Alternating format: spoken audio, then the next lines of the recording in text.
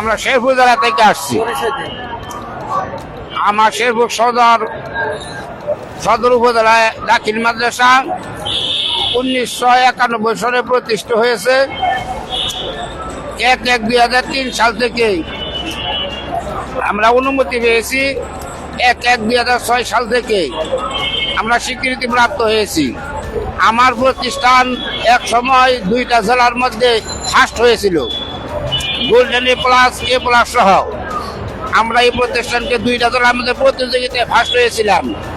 কিন্তু দীর্ঘ সময় এই প্রতিষ্ঠানের মধ্যে না খায়া না দেয়া শিক্ষকেরা অতিষ্ঠ হয়ে এবং অনেক শিক্ষকের এই মাদ্রাসা থেকে তাদেরকে রিটায়ার হইতে হয়েছে। তাদের বয়স শেষ হয়েছে, তাহারা চলে গেছে, তাদের বয়স শেষ, তাদের চাকরি নাই।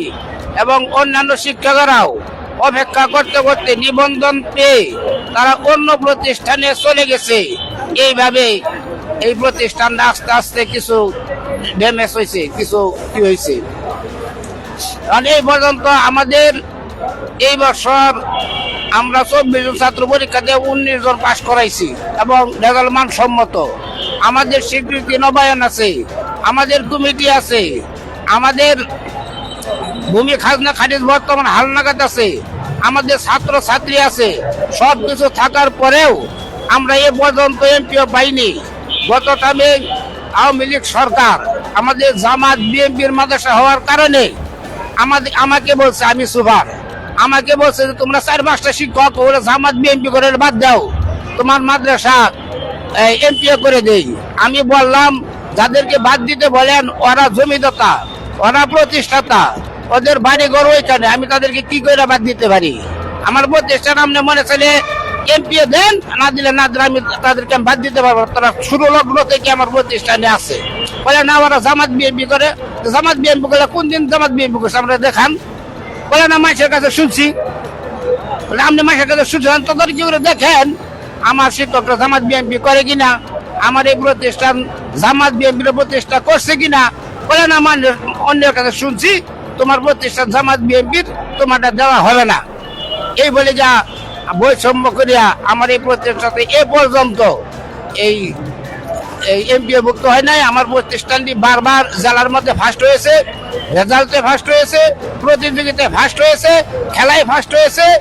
কিন্তু এই বৈষম্যের কারণে জামাত বিএনপি বলার কারণে আমার প্রতিষ্ঠানটি অদ্যাবধিভাবে এখনো এমপি হয় নাই।